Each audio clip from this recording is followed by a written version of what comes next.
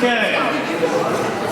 So, if you look at the screen, and every one of these conversations, there's what we call, you guys can be two pairs, or just for the sake of voice time, if you want to break into two pairs, if you want to stay a foursome, you can, but we suggest a pair.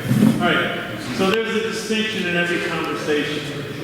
The first one is inviting people instead of mandating invitations or mandating attendance. The next one's called possibility over problem solving. As Karen said earlier, we're requested to just put a pause button on the problem. We know there's problems in the world. There's always problems.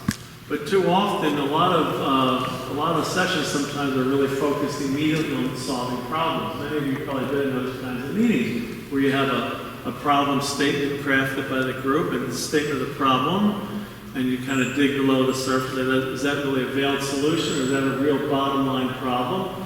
And then let's generate some brainstorms, and without judging any of them or evaluating, just get a whole list of possibilities, and we evaluate them and pick one and have a strategic plan. You've been in those meetings, evaluated. It's a tried and true method, and we need them still. That really gets us moving sometimes. But this process is asking people to just pause on problem solving.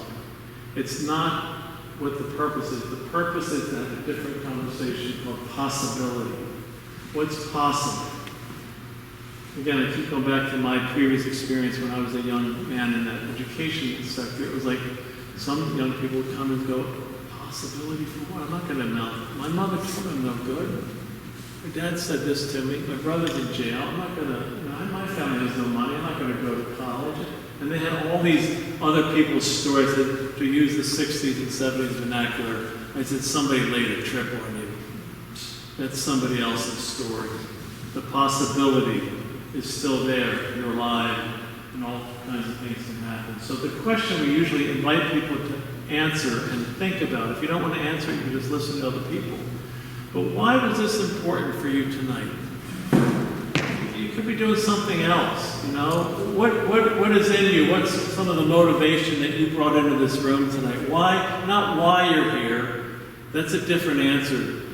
Question. Why is this task force, why is this work so important to you that you decided to sign up and you knew the request, you knew the asks of you, which is like a multi-month, longer term process. It's not a quick thing and somebody else is going to give you a timeline on. There's some fluidity to it. So the other thing tonight is just listen to people. We say this is a craft of deep listening. So you're being listened to on some level when somebody says to you, thank you for sharing. I'm really interested to hear more. So if you want to just have your partner just say a little more, just say, tell me a little more. Why is that important to you? Well, I've lived here my whole life. My family grew up here and whatever this.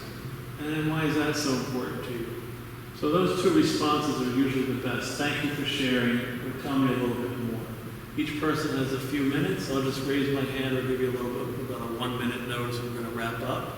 So see where that question goes, see where that answer's come from. Clear? Okay, why is this so important to you? All right, go.